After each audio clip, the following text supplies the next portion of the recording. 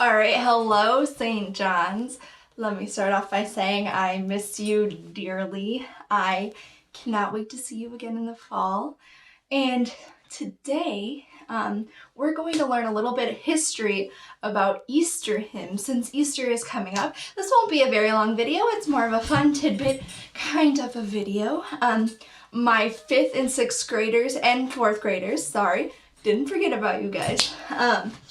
I will eventually have my book back, so maybe we can do a little bit of recorder videos. I'm also going to ask parents to see if you even have your recorders at home, and if enough of you do, then we're going to keep going with recorders. We'll try to learn through video, we'll do compositions, things like that, and then if there's not enough of you, we'll figure it out. This is a learning curve for all of us, so I just want you to have a time to enjoy music, take a break from all the craziness that's going on in the world. All right, so let's get going. All right, so everyone knows about Easter, right? There's a little rabbit, he comes with baskets. Yeah, it's more than that, I know.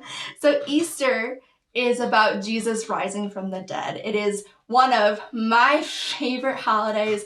I love going to church. I love how excited everyone is. And I'll miss that this year, but I also want you to remember that this Easter kind of is like the first Easter, if you think about it.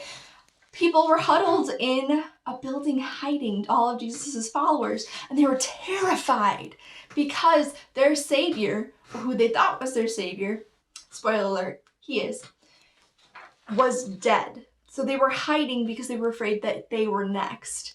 Huddled in their home, huddled in a building, not sure what to do. And it's kind of like what we are right now. We're afraid because of this virus and we don't know what to do.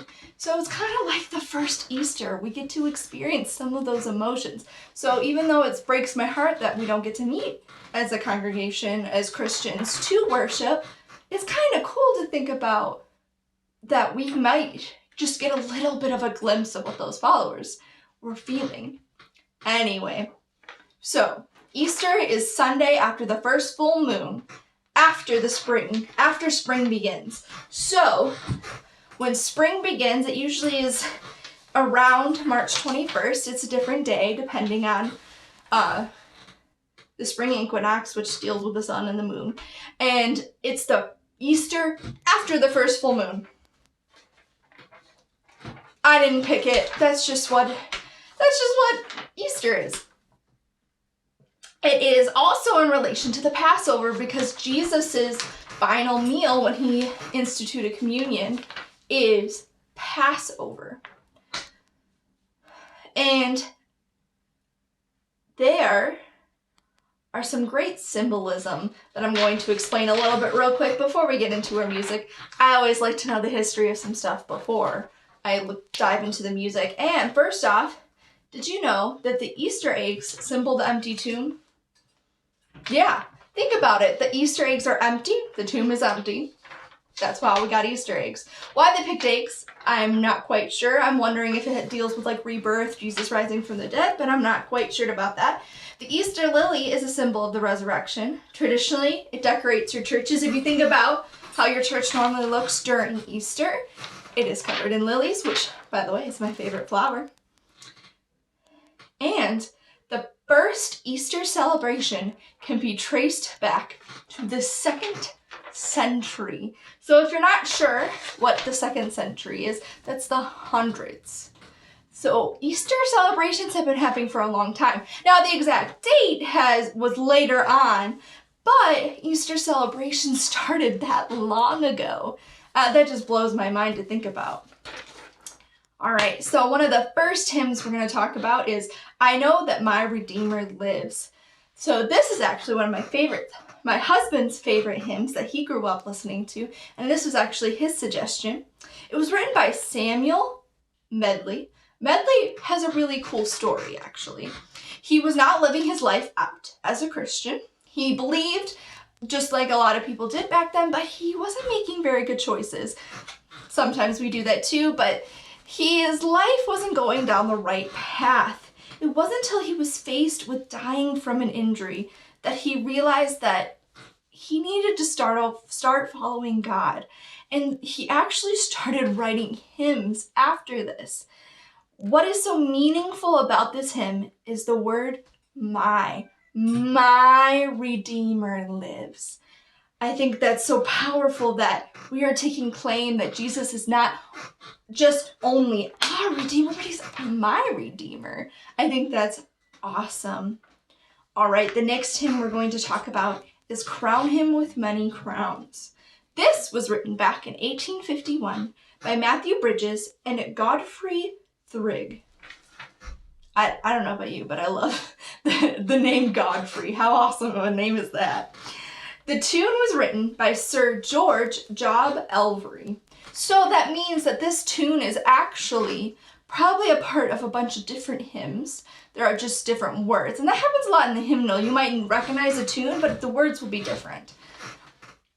He wrote this tune around the same time as the words were written. There are 12 verses to this hymn. 12. Thank goodness not all 12 are in the hymnal, so we'd be there for a while. Usually there are just 6. The first 6 were written by Matthew. The second 6 were written by Godfrey. The lyrics are based off Revelation 19:12 that says his eyes were as a flame of fire, and on his head were many crowns, and he had a name written that no one knew but he himself. The he is Jesus. Jesus is the King of all. We crown him with many crowns. He rules all the world. So that's what this song is about. It's about his resurrection and about how he is the ruler of all. Lastly, we have Christ the Lord is risen today, which is a very popular one. I know definitely in the South, where my family is from, this is one of their favorites. And some might know it as Jesus Christ is risen today. So there are 2 versions, or Jesus is risen today. There's a few different versions. The one I personally know is Christ the Lord is risen today.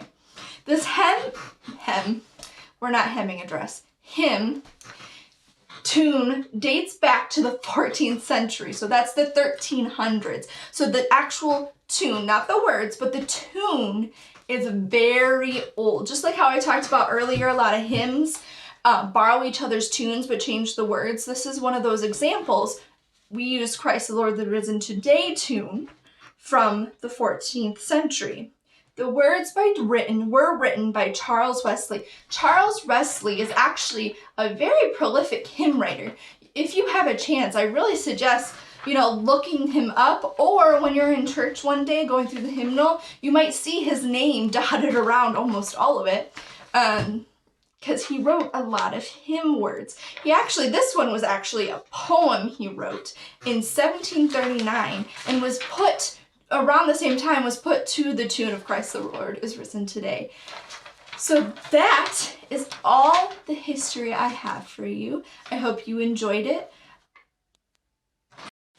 All right, St. John, so that is all the history I have for you today. I hope you enjoyed it. Next week, after this video, I won't have a video since technically that is your spring break. And then we'll come back. We're going to do a few things differently, obviously, because it's all through video. At one point, we will get to let you choose what we're talking about, just like how we did last year at the end of the year. I'll have your parents email me some ideas, but we're not there yet. So don't send me ideas yet. Just start thinking about, what would I like to know about music right now? Is there a certain genre? Is there a certain country? Is there a certain history that I want to know about music? Or instrument? I know at one point I will be interviewing my husband, Mr. Matthew Heyer, because he is a guitar player, and I want you guys to know what it's like to be a guitar player and the history of it. So start thinking about those ideas. Know that I am praying for you and that I miss you very much. Please stay safe. See you soon. Bye.